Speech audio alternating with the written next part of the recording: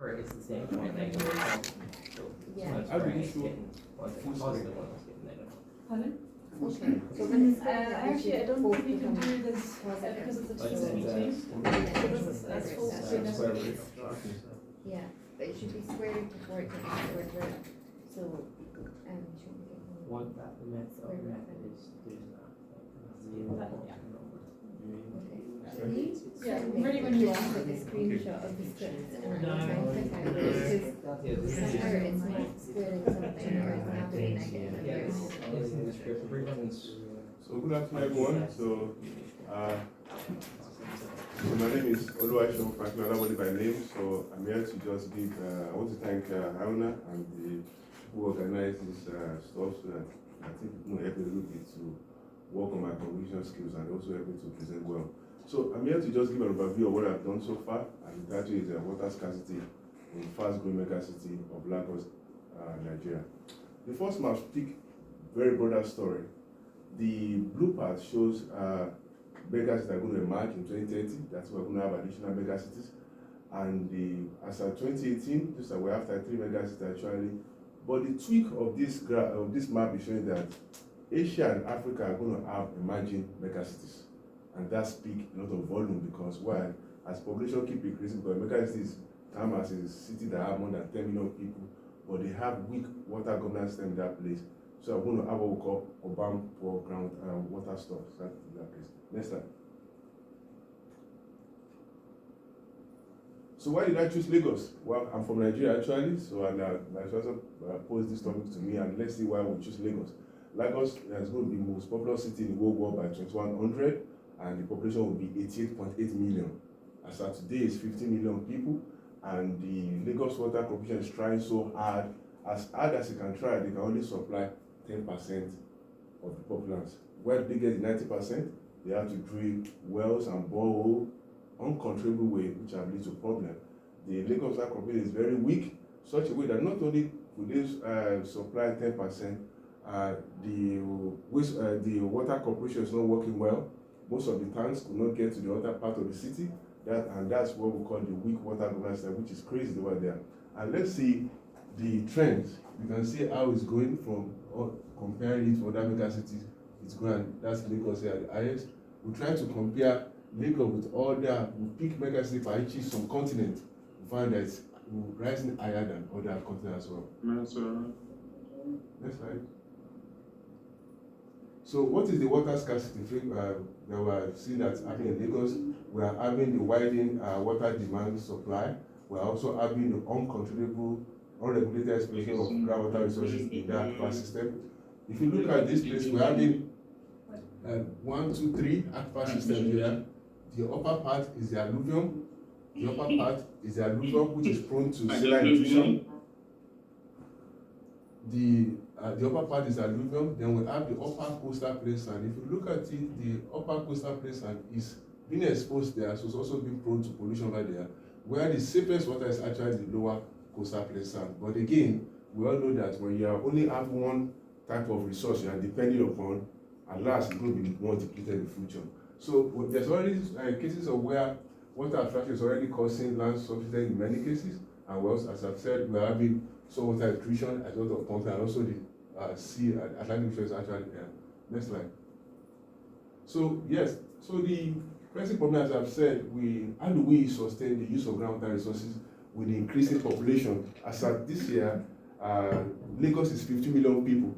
So if 90% of 50 million people depend on groundwater resources, let's look at what is going to be as future unfold. There's going to be what we call unsustainability. What is the balance between the water recharge and output? What is the recharge? We don't know the recharge.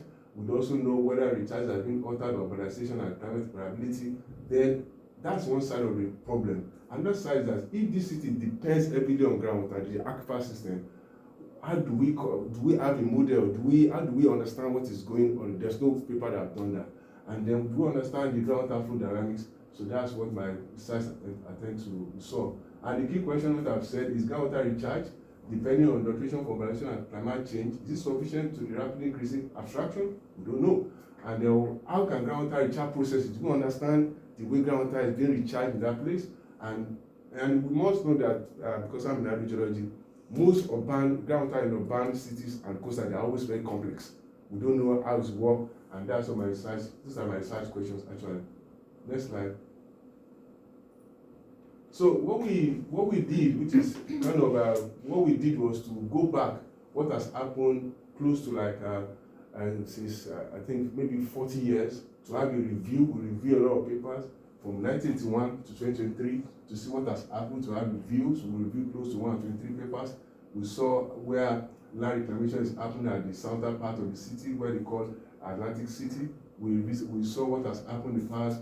We saw the spatial change of all of that. So what first was to review papers to get us grasp of what has happened in the past. And I will be happy to share some of them with you in the next slide. So the first thing we saw was that we found that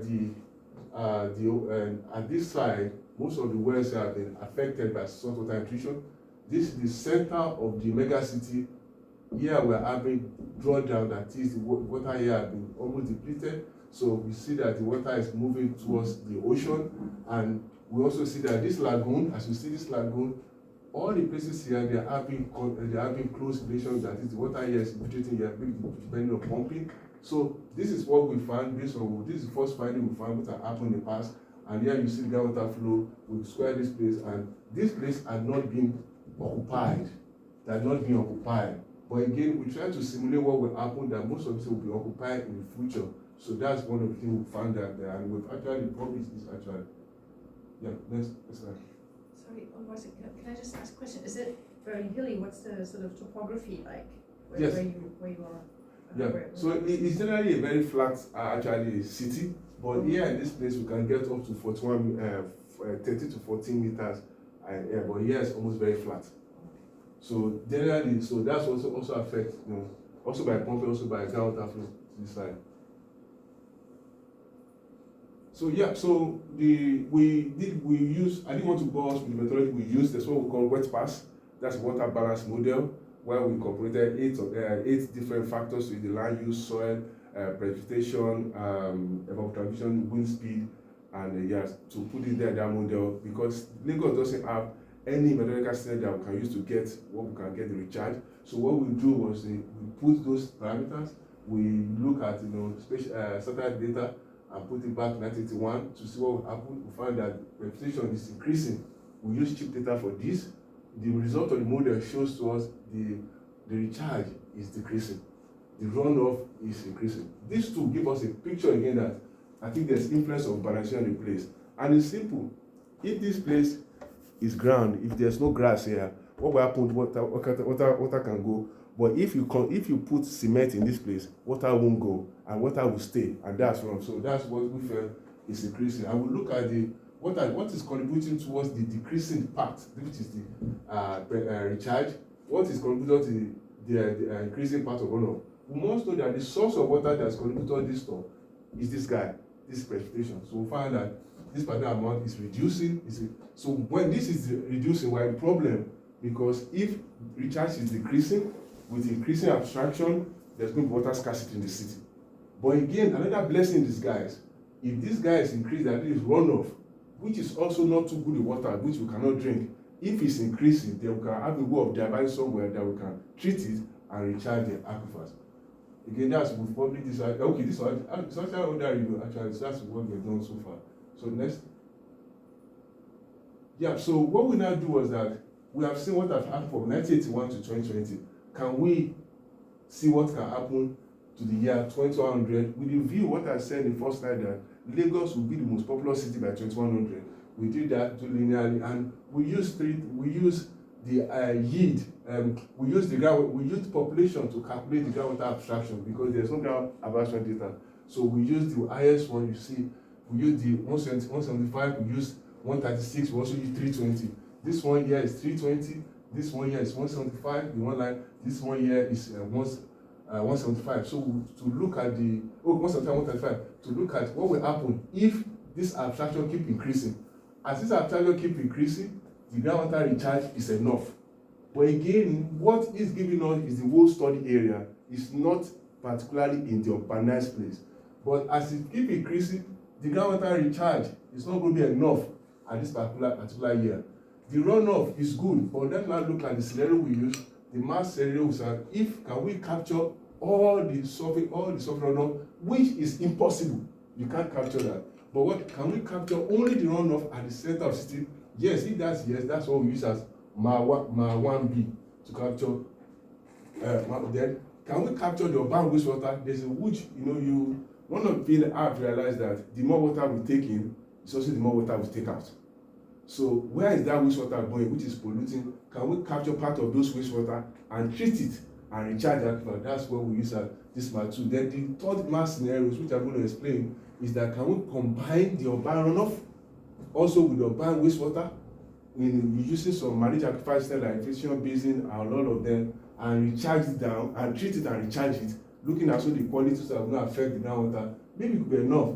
That's reasonable. That's what put matter. So at 2100, I think the city is safe. Question mark, how reality is this? But that's what the models give. Next slide. So these are the findings that I've shown. We modeled 1981 to 2020, looking at the recharge alone. If you look at where we're having low recharge, where we're having the high recharge, we're having mostly high recharge, at the place that have not been developed, that's the vegetated area. But where we're having low recharge, negative, that have been reduced, is at the urbanized place. And the one that the next here is the 1994 map. The one that is showing on the stripe is one that lines of 2020 map. So we go back to runoff. Runoff is behaving opposite to recharge. At the center of the city, we're having more runoff. At the outskirts of the city, we're having lesser runoff because water is infiltrating and recharging the aquifers there.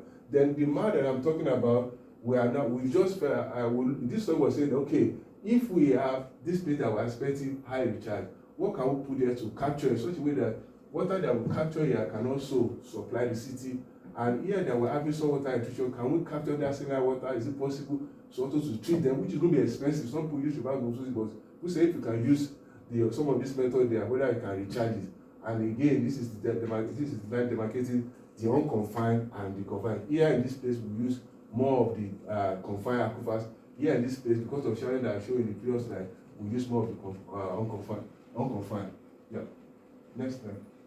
So to bore you all more of the story, what I've shown you is look like graphs. What we did again was that we pick the water balance result for 2020 and try to conceptualize it, looking at the shadow aquifer alone. We found that 599 meter of recharge is coming to every well, almost all the wells. We just imagine that the wells in the shadow aquifer, the evaporation is going, 500 is going, 165 is total amount of water is coming. The runoff, which is not too water, is bursting where added to river channel that. But let's look at this diagram very well. There are some unquantified recharge, which we call focus recharge, that we have seen, that we have heard has happened, that is actually happening. The septic tank, some of part of water is coming here. The rivers, we have Ogun River, we have the lagoon, they are coming here. No, we don't know the amount. And some cities like Mexico and other mega cities, they're actually harvesting this. You find that some of this water that are coming down on water have actually increased the water table. So that's why I put the question mark. So that's why this graph, it shows, and when I said reduce water surface, that means that it's reducing the amount of water that's supposed to come here. That's why. So if I'm staying in this place, here is sealed up, no water is coming down, and I'm pumping water every day, the water will keep decreasing. So, but if I'm staying in this kind, if this event area, what happens, the water will keep going up, and also the irrigation water return, which we don't know the amount, is also contributing towards that. So, this is the legend to that. Yeah, next slide. So, we were fortunate again to get some water table maps, water table data, to see what has happened over the years since 1977 to update. With some of them, I just clustered an area, we just wanted to play with it. I did some of them 2020 during lockdown, and there's one data we have for 2022, and we tried to do the difference between the 2 years. But again, the result that came to us was not that reasonable like that. But within 2 years, we see likely internal variability, which is suspicious.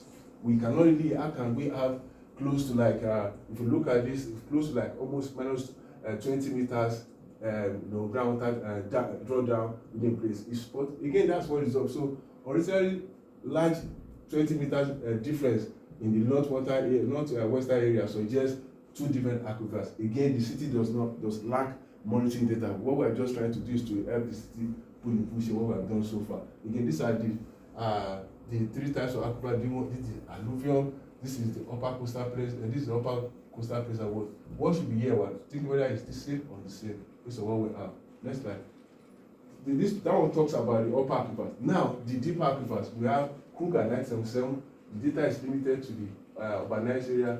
In the Coast Blizzard, we have scatter, which is fine. Then in Unilag, we have them also considered here. What has happened is very interesting. We see water distribution, you see them very shallow here in this place. Some they are very deep. I know it changes all of that. Next slide. Now see what has happened. Let's see what has happened from 1977 to 1995. You see that it will change. And what has happened here that we have, if you look at, we're having almost 20 meters difference. And what could have responded to that is industrial borehole. If you are drilling borehole, when you have a mega city that have a lot of industrial companies, they are always drilling water for groundwater for their sustenance.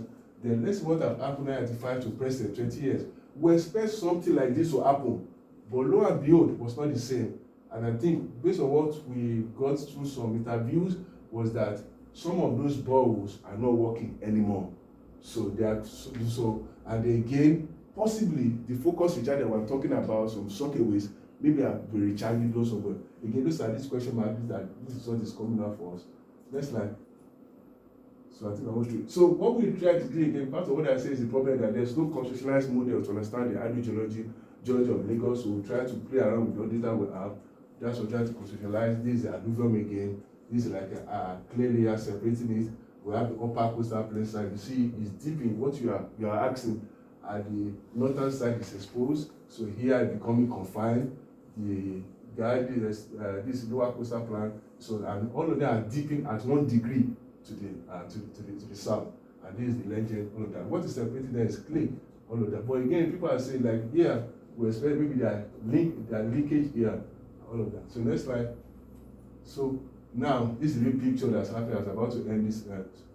So we see, based on chemical studies, we see that the upper part is being affected by salt, that's NaCl. The lower part, which is fresh, is sodium bicarbonate, and people are pumping water from this place. So anybody that stays here that pump water from this place, it's going to be a problem. Most of the wells around this place are actually abandoned.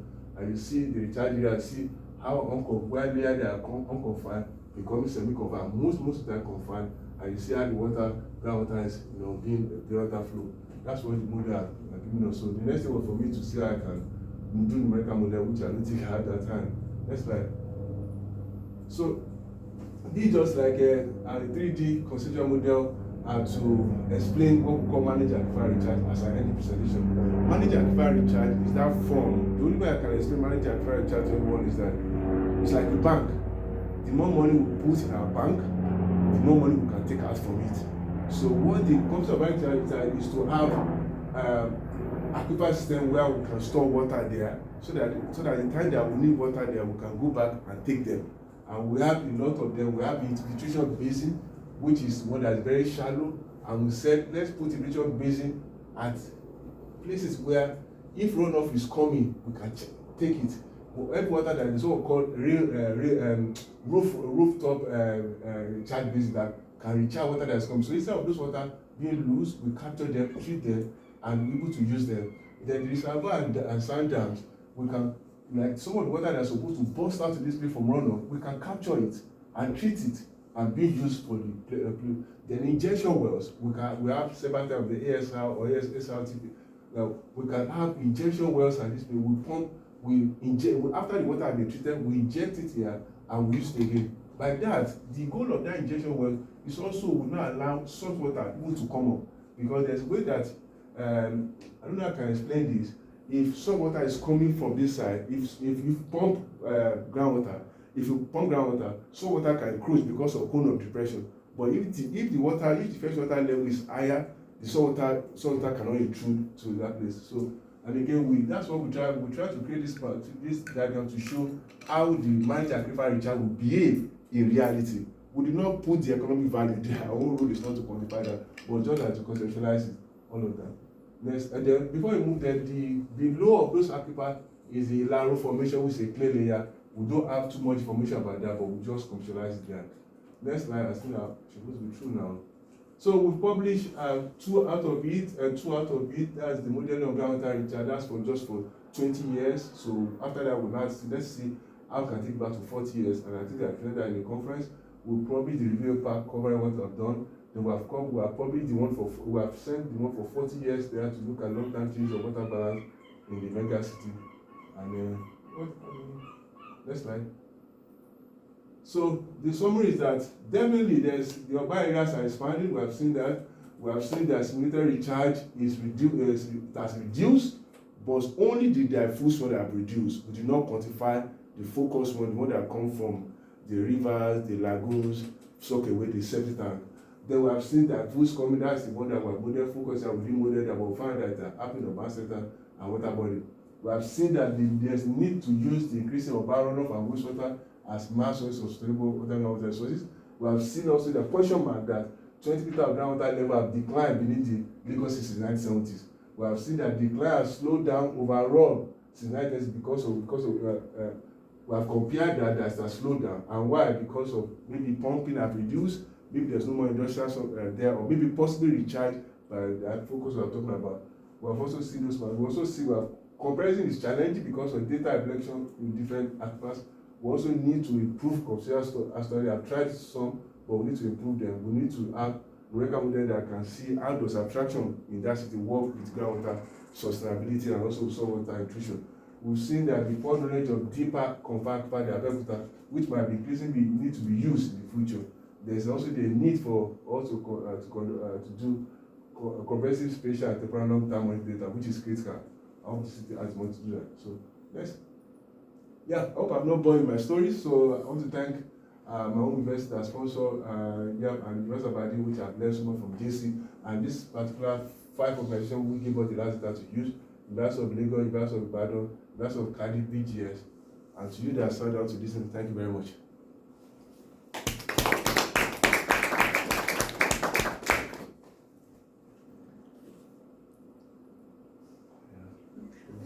I'll start if I may. Thank you. That was good. Of course, lots of terminology that I'm not familiar with. Okay. But the MAR is the Managed Aquifer Recharge. Could you find out which industries in Lagos are the ones using a lot of water, and whether they are the ones that have, closed down, or maybe they've got efficiency gains that they don't need as much water anymore? That could explain that. So I'm probably lifting you up now above the ground to look at what's happening there. Yeah, I think I'm just trying to look back what I've learned so far now. I think the most industry we have there, they are more of food industries. We have a lot of food industries because we need food industries. They have we also have a seaport in that city. So I can't really give those industries, but I just find that there's industries that are working about. I think food industries are there. We have I think some of them are also used for, we have institution, but school. I think food industries are heavily in that city, but I don't have a grip of all those. I just find there's food, there's textile, all of them. But those are two that I know at the top of my head now. But we find out that's how to clarify those industries. No, it was mainly a matter of interest to see what does that link to the industrial or technical development.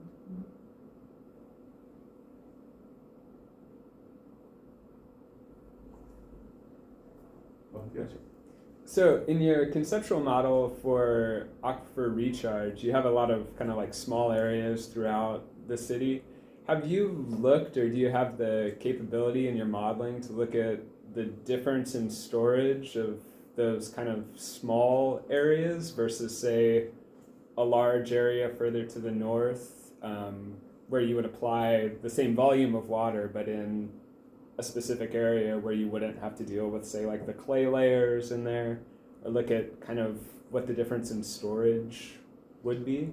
Yeah, thanks for that. And that's also in our thought as well. But one of the things that affected this work is that there's no data. Yeah. So JC is here, we agree with me that we actually, some of the models you saw, we actually sat down ourselves to imagine what's happening in that city. Like, there are some places that really have okay, for the whole of that city, that's more than 5,700 kilometers square, we only have 10 pumping test data. And some of those 10 data, they are constrained in a place. So what we have done, we are not dodging the study stuff, but there's no, but again, maybe what we can do is to use, because this aquifer something is an extensive of what we call Dahomey Basin. Maybe what I would do is to go to the nearby city like Togo, like Benin, and check the storage stuff there to see whether it works there. I think I will look into it.